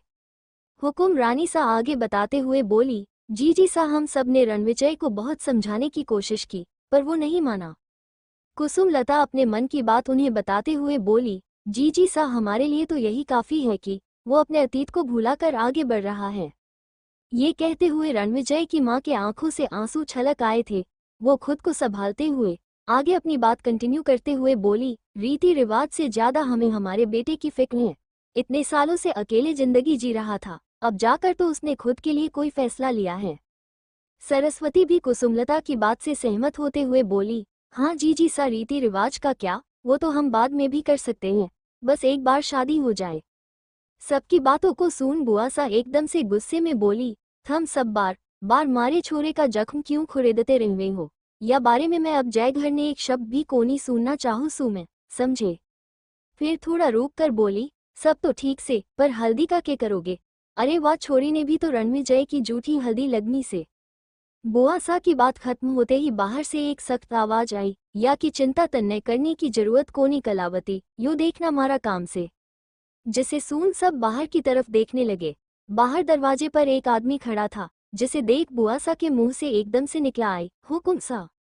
ये हुकुम सा है, रणविजय के ताऊ सा, जिनकी एक आवाज ही काफी है किसी के भी पसीने छुड़ाने के लिए। उम्र तो 60 साल है, पर जोश और दम इतना कि अच्छों को धूल चटा दे। तीखी आंखें, लंबी मूंछ, चेहरे पर एक अलग सा तेज, सर पर पगड़ी और पारंपरिक राजस्थानी लिबास। उनके पीछे उनका बॉडीगार्ड माखन बिल्कुल कोल्ड लुक लिए खड़ा था। बुआ सा उनके पास जाकर उनके पैर छूती है और उनसे कहती है, पर हुकुम सा, रणविजय का यो शादी से एक दिन पहले ऐसो घर से बाहर रहना ठीक कोनी। हुकुम सा बिना भाव के बोले, मन्ने पता से कि तन्ने वाह की चिंता से, पर किसी ने इतना भी कोनी मजबूर करना चाहिए से कि वाह ने घुटन होने लगे। और जहाँ तक बात रही वाह हल्दी की, तो रणविजय आता ही होगा, फिर हल्दी जुठी हो जाएगी। उसी हवेली के बाहर 3 जीप आकर रुकी। पहली जीप से कर्मवीर और रुद्र उतरे, वहीं दूसरी जीप से धर्म और आखिरी जीप से यश और ठाकुर सा उतरे। वो सब अंदर की तरफ आने लगे। ठाकुर सा के थोड़ा पीछे एक तरफ रुद्र और कर्मवीर थे, तो वहीं दूसरी तरफ धर्म और यश। उन सब के आंखों में एक अलग ही गुरूर दिख रहा था। हवेली में जिसकी भी नजर उन पर जाती, एक पल के लिए ठहर सी जाती। जब वो हवेली के अंदर आए, तब सबकी नजर उन सब पर पड़ी। हुकुम सा उनकी तरफ देखकर शरारती लहजे में बोली, क्यों ठाकुर सा, चटा दीवार राठौर ने धूल। ठाकुर सा अपना मुंह बनाकर उन्हें घूरते हुए बोला, ताऊ सा, आपने कितनी बार बोला से कि आप मन्ने मारे नाम से बुलाया करो। हुकुम सा उसे छेड़ते हुए बोले, दुनिया के वास्ते तो घड़ा ठाकुर बने फिरे हैं, तो मारे सामने के हुआ। ठाकुर सा उन्हें घूरकर देखते हैं और जवाब देते हुए कहते हैं, ताऊ सा, ठाकुर मैं दुनिया के वास्ते सू, पर आपके वास्ते मैं सिर्फ रणविजय सू। हुकुम सा हंसते हुए उसके पास आकर उसके गालों पर हाथ रखकर प्यार से बोले, तो छोरा तुम्हारी एक छोटी सी बात मान ले। रणविजय बिना भाव के उन्हें देखते हुए बोला, आपकी बात कभी टाली से मन्ने, जो आज टालूंगा। तय करना से मन्ने। हुकुम सा रणविजय से कहते हैं, हल्दी की रस्म तो करनी पड़ेगी छोरा, तभी तो वा छोरी ने थारी जूठी हल्दी लागेगी। ये सुनते ही रणविजय थोड़ा पीछे हट गया और बस हुकुम सा की तरफ एक सवालिया नजरों से देखने लगा। क्या रणविजय हल्दी की रस्म के लिए मानेगा? किस मजबूरी में सालों बाद रणविजय शादी कर रहा है? क्या हुआ है रणविजय के अतीत में? जानने के लिए पढ़ते रहिए हुक्मरानी सा। CH8 हल्दी का सियापा। हल्दी के रस्म की बात सुनते ही रणविजय पीछे हट गया और कुछ देर की चुप्पी के बाद बोला, मन्ने जय बारे में आप तय पहले ही बात कर ली से, तो फिर यो बात का क्या मतलब। मैं यो शादी सिर्फ मारे छोरे के कस्टडी केस के वास्ते कर रहा सूं। इतना कहकर रणविजय वहां से जाने लगा, तो हुकुम सा ने उसे रोकते हुए कहा। हुकुम सा उसे समझाते हुए बोले, छोरा शादी के भी कुछ नियम होवे से, चाहे फैर तू शादी अपने छोरे कान्हा के वास्ते ही कोनी कर रहा से, पर मंडप में तन्ने बैठना है और तन्ने व छोरी से शादी करनी से। देख अब तक तन्ने कोई भी रीति रिवाज करने के वास्ते कोनी कहा गया, पर यो जरूरी से, यो तो तू भी जाने से। रणविजय अपने गुस्से को कंट्रोल कर कुछ सोचते बोला, ठीक से। इतना कहकर वह वहां से ऊपर अपने कमरे में चला गया और बाकी के सब वहीं खड़े खुश हो रहे थे कि तभी रुद्र वहां से भटकते हुए ऊपर की तरफ जाने लगा। उसे ऐसे जाते देख बुआ सा मुंह बनाते हुए बोली, इस छोरे ने देख ऐसो लागे से जैसो यो घर में या कि सौतनहारी से। उनकी बात पर हुकुम रानी सा मुस्कुराते हुए बोली, जी जी सा, आप तो जानती हैं कि रुद्र कितना प्यार करता है रणविजय से। हुकुम सा उन सभी को देखते हुए बोले, लुगाइयों की बातें कभी को नहीं खत्म हो सके से। अच्छा थोड़ी देर में हम सब निकलेंगे जाने के वास्ते, तब तक अपना यो हल्दी का कार्यक्रम कर लियो हम लोग। फिर वो धर्म और यश की तरफ देखते हुए बोले, चलो छोरो मारे सागे, मन्ने तुम सबने कुछ बात करनी से। हुकुम सा के साथ सब लड़के चले जाते हैं और औरतें हल्दी की तैयारियां करने लगती हैं। तभी बुआ सा किसी को ढूंढते हुए बोली, रे कुसुम लता यो लाली लिपस्टिक कट्ठे से दिख कोनी री। कुसुम लता उनकी बात सुन वो भी इधर उधर देखते हुए बोली, जी सब बिंदरी तो अभी हम सब के साथ ही थी, पता नहीं कहाँ चली गई। बुआ सा अपने मन में सोचते हुए बोली, अट्ठे ही कहीं छुपी होवेगी, अवला दर्जे की काम चोर से वाह, रूकवाने मैं अभी बुलाऊसू। फिर वो जोर से चिल्लाते हुए बोली, अरे ओ लाली लिपस्टिक कट्ठे से तू शांति तय बाहर आ जा वरना मारे से बुरा कोनी होवेगा। रूकमणी यश की माँ रसोई में आकर सजनी को देखते हुए बोली, सजनी बाई सा आपको बाहर बुआ सा बुला रही हैं। सजनी घबराहट से बेचारी सा सूरत बनाकर बोली, नहीं काकी सा हमें नहीं जाना, हमें उनसे बहुत डर लगता है, आप बोल दीजिए कि हमें बुखार हो गया है। बुआ सा की आवाज फिर से आए, अरे ओ कामचोर कट्ठे मरगी। रूकमणी उसे देखकर दोबारा से बोली, जाए बाई सा वरना आपको सजा जरूर मिलेगी आज। सजनी रसोई से बाहर निकलते हुए अपने मन में सोचते हुए बोली, हे राम जी, किसी को तो भेजो हमें इन खूंखार बुआ दादी सा से बचाने के लिए। सजनी ये कहते हुए जैसे ही रसोई के बाहर आए और उनके सामने जाकर बड़ी ही मासूम सी शकल बनाते हुए बोली, जी बुआ दादी सा आपने हमें बुलाया, हम वो रसोई में आपके मनपसंद मोतीचूर के लड्डू बना रहे थे। बुआ सा उस पर गुस्सा करते हुए बोली, जानू सू छोड़ी तन्ने घड़ी चोखी तरिया से कि तू कै कर रही से, चल जा जल्दी हल्दी तैयार करने में मदद करवा सबकी। सजनी मुंह बनाते हुए बोली, जी बुआ दादी सा, सब लोग अपने कामों के में लग जाते हैं। वही रूद रणविजय के कमरे में आता है। तब रणविजय अपनी बालकनी में खड़ा बाहर सबको देख रहा था। रूद ने कहा, भाई सा यो फाइल जो आपने मांगी से। रूद को बिना देखे ही रणविजय ने जवाब दिया, हम रख दे। रूद बिना कुछ बोले जाने लगा तो रणविजय ने उससे सवाल किया, तन्ने कुछ को नहीं कहना। रूद बिना भाव के रणविजय को जवाब देते हुए बोला, कै फायदा भाई सा आप तो पहले ही फैसला ले चुके से, वैसे भी मैं आपके साथ हरदम रहूं सू, तो जय बार भी सही। फिर कुछ देर रुक कर रूद एक बार फिर से बोला, कै भरोसा से कि वह छोरी कान्हा के लिए सही माँ साबित होवेगी। भाई सा आप उसने अपना छोरा सौंपने जा रहे हो, ऊपर से वह आपकी पसंद भी कोनी। रुद्र अपनी बात बोलते हुए रुक गया, जिसके बाद अब रणविजय अपने मन की बात उसे बताते हुए बोला, मैं यो शादी अपने वास्ते ना कान्हा के वास्ते कर रहा सूं, और जहाँ तक बात रही वह छोरी की, तो मन्ने कान्हा की परवरिश करने वास्ते किसी भी औरत की जरूरत को नहीं। निक्कू अपने मन में बस यही सोचे जा रही थी कि ये रणविजय कौन है और कैसा दिखता होगा। यही सब सोचते हुए वो कब वंदना के कमरे में पहुंच गई, उसे पता ही नहीं चला। जब वंदू ने उसे ऐसे खोए हुए देखा तो वो निक्कू के पास आकर उसे छेड़ते हुए अपना हाथ उसके चेहरे के सामने हिलाते हुए बोली, ओ हेलो मैडम, कहाँ खोई हुई हो, अभी से ही अपने वाले के ख्यालों में खो गई क्या? निक्कू ने खोए हुए ही जवाब दे दिया, नहीं तुम्हारे वाले के ख्यालों में। वधू एकदम से चौंकते हुए बोली, क्या? वंदू की आवाज सुन निक्कू को एकदम से होश आया कि वो क्या बोल गई। तब वो अपनी बात को क्लियर करते हुए बोली, मेरा मतलब है कि मुझे तेरे होने वाले पति का नाम पता चल गया है, तुझे पता है उसका नाम? निक्कू इससे आगे कुछ बोल पाती, वंदू ने अचानक ही उसके होंठ पर उंगली रख दिया। निक्कू ये देख हैरान हो गई। निक्कू ने फिर वधू का हाथ हटाकर उससे सवाल किया, तूने मेरे मुंह पर हाथ क्यों रखा? मैं तुझे तेरे होने वाले पति का नाम बता रही हूँ और तू है कि? वंदू उससे अपनी नजरें फेरते हुए बोली, मुझे नहीं जानना। निक्कू असमंजस में उससे पूछते हुए बोली, पर वधू तुझे जिसके साथ पूरी जिंदगी रहना है, तू उसी के बारे में क्यों नहीं जानना चाहती? वधू उससे नजरें चुराते हुए बोली, शादी के बाद जान लूंगी। निक्कू उसे हैरानी से घूरते हुए बोली, पर? वधू अब निक्कू को रोकते हुए बोली, पर वर कुछ नहीं, बस मैंने कह दिया।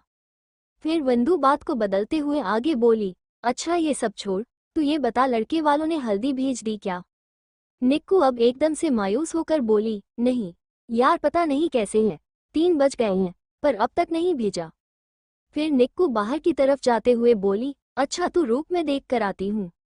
रूद रणविजय की बात से असहमत होते हुए बोला, पर भाई सा, आखिर में वाह छोरी आपकी लुगाई ही तो बनकर आवेगी, आप वाह के साथ कैसे? मतलब आपने तो वाह की तस्वीर तक कोनी देखी और घर में सब ने कई सोच लियो से, सबने लागे से कि आप या घर को वारिस। भाई सा बस मन ने आपकी खुशी चाहिए। रणविजय रूद की तरफ मुड़कर उसके सर पर हाथ रखते हुए बोला, रुद्र हमारी जिंदगी में अब कुछ को नहीं बदल सके से। रुद्र उसके लिए परेशान होकर बोला, पर भाई सा उस बात ने 12 साल बीत चुके से, अब तो आप किसी ने अपनी जिंदगी में आन दो। हवेली में नीचे हल्दी की सारी तैयारियां पूरी हो चुकी थी। तब बुआ दादी ने सांची को देखते हुए बोला, रे सांची जा अपने भाई सा ने बुला ला। सांची जो कि हुकुम सा की छोटी बेटी है, वो प्यार से बोली, जी बुआ सा हम अभी भाई सा को बुला कर लाते हैं। इतना कहते ही सांची सीढ़ियां चढ़ते हुए ऊपर रणविजय के कमरे की तरफ चली जाती है।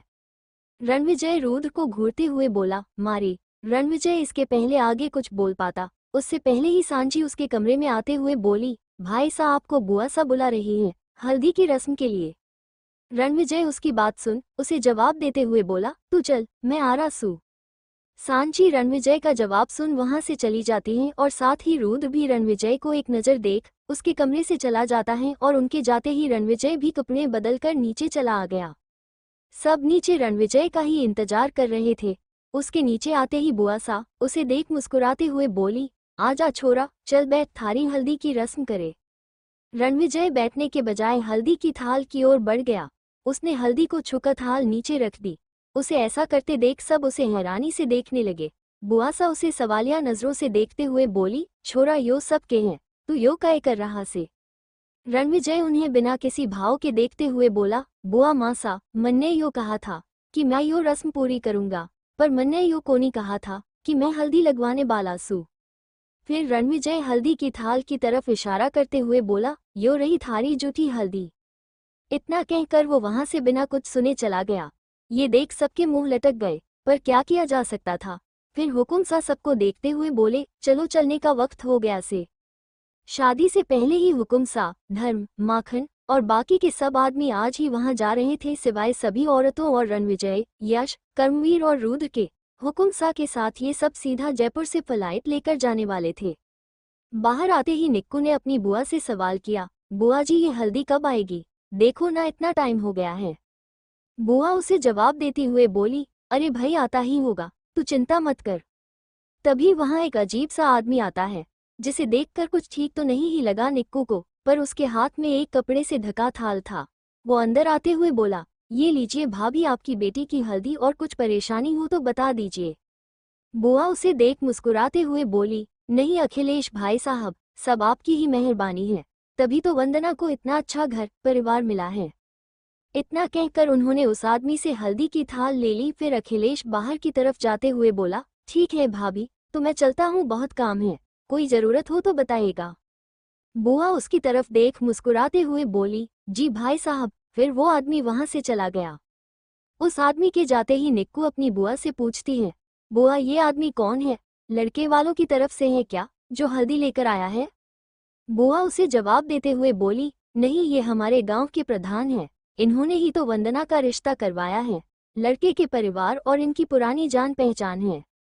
फिर निक्कू की बुआ उसे देखकर मुस्कुराते हुए बोली, जा सबको आंगन में हल्दी के लिए बुला ला और फिर वंदना को भी लेकर आ जाना, बहुत देर हो गई है। निक्कू सबको हल्दी की रस्म के लिए बुलाकर वंदू को लेने चली जाती है। निक्कू जब वंदना को लेकर आई तब तक सब आंगन में आ चुके थे। निक्कू वंदू को मंडप के बीच में बिठाकर वही साइड में खड़ी हो गई। निक्कू की बुआ ने फिर किंजल की तरफ देखते हुए कहा, किंजल वो हल्दी की थाल दे तो यहाँ लाकर। किंजल हल्दी की थाल की तरफ बढ़ते हुए बोली, जी माँ। इतना कहकर किंजल हल्दी की थाल लेकर मंडप की तरफ बढ़ गई। वही निक्कू खड़ी कुछ सोच रही थी कि वो एकदम से अपनी बुआ को देख उनसे पूछने लगी, वैसे बुआ वंदू की हल्दी तो पहले भी हुई थी, तो अब फिर से क्यों। बुआ मुस्कुराकर उसे जवाब देते हुए बोली, ये लड़के की झूठी हल्दी है। लड़के वालों के यहाँ रिवाज है कि लड़की को लड़के की झूठी हल्दी लगती है, और ये हम सबको पता नहीं था, पर कल रात को ही उन लोगों का फोन आया था, तब उन लोगों ने बताया। निक्कू, ओह ऐसा है क्या। तभी वंदू अपनी साड़ी का पल्लू मंडप में फंसा हुआ देख निक्कू को दिखाते हुए बोली, निक्कू ये देख। ये देख निक्कू बैठकर वंदू के पल्लू को निकालने लगी। वही दूसरी तरफ से किंजल हल्दी की थाल लेकर आ ही रही थी कि तभी वो सामने से दौड़कर आते हुए एक छोटे से बच्चे से टकरा गई और उसके हाथ से हल्दी की थाल सामने बैठी निक्कू के ऊपर गिर गई। सब निक्कू को हैरानी से देख रहे थे, क्योंकि इस वक्त निक्कू सर से पैर तक हल्दी में सनी हुई थी। रणविजय अपने ही बेटे की कस्टडी के लिए केस क्यों लड़ रहा है, क्या हुआ है 12 साल पहले रणविजय के साथ? वधू क्या सोच रही है? निक्कू की नियति में क्या लिखा? ये जानने के लिए पढ़ते रहिए हुकुम रानी सा।